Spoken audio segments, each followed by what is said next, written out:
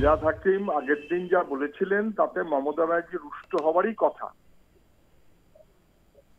Police মন্ত্রী fail করছেন এইটা কার্যত প্রায় বলে ফেলেছিলেন, না বোঝার কোনো কারণ নেই। স্বাভাবিক কারণেই তাতে বিরক্ত হতে পারেন। এখন ঠিক উল্টো কথাটা বলছেন।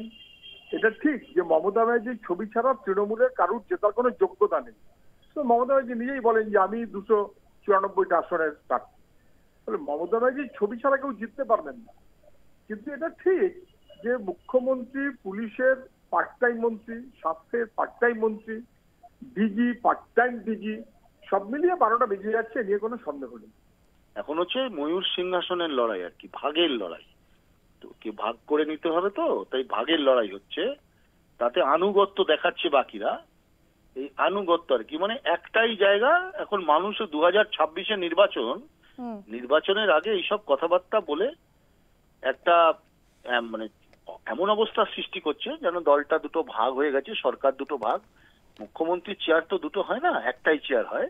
নির্বাচিত মুখ্যমন্ত্রী, আমার সঙ্গে হাজার বিরোধিতা থাকলেও বাংলার মুখ্যমন্ত্রী মমতা বন্দ্যোপাধ্যায়। এখন ভাইপো বা পিসিমণির লড়াইয়ে এখন বাংলার মানুষকে পিষতে হবে, এটা দেখতে হবে। এখন কখনো হুমায়ুন বাবু, কখনো কুণাল বাবু, কখনো আবার এদিক থেকে ফিরহাদ বাবু, কখনো আবার সৌগত বাবু, এরা এখন ওই ক্ষমতার কে কাছাকাছি, কে কার কত ক্লোজ, এটা বোঝানোর চেষ্টা করছেন আর কি। এটা থেকে বাংলার মানুষের কোনো উপকার হবে না। বাংলার মানুষ আগামী 2026-এ ভোট দিয়ে নির্বাচিত করবেন। এটা নিজেদের আভ্যন্তরীণ বিষয়, সাংসারিক বিষয়। এখন সন্তান বলে আসল ব্যাপারটা এড়িয়ে গেলে তো চলবে না। হ্যাঁ, সন্তান তো আবার কুলাঙ্গারও হয়। আমার প্রশ্ন হচ্ছে যে ওদের দলে কে মুখ্যমন্ত্রী হবে, কে পুলিশ মন্ত্রী হবে, কে লেজা পাবে, কে মুড়ো খাবে, তা নিয়ে আমাদের তো বিশেষ ভাবনা চিন্তা নেই। আমরা বাইরে থেকে বসে মজাও লুটছি, আমরা দেখছি, ভালো লাগছে যে যদু বংশ কিভাবে ধ্বংস হতে চলেছে। মুশকিল হচ্ছে হুমায়ুন কবির যদি বলে শৃঙ্খলা পরায়ণ পুলিশ, তাহলে প্রথম শৃঙ্খলিত হতে হবে হুমায়ুন কবিরকে।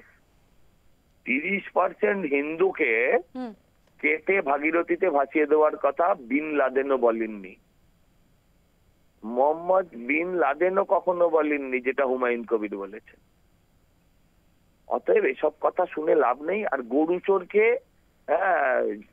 যদি আমরা রাজ্যের পুলিশ মন্ত্রী হিসেবে দেখি, একজন কয়লা অভিযুক্তকে, একজন বালি মাফিয়াকে আমরা যদি দেখি পুলিশ মন্ত্রী হিসেবে, সেখানে রাজ্যের পুলিশের অবস্থাটা কেমন হবে এটা আপনিও বুঝতে পারছেন, আমিও বুঝতে পারছি।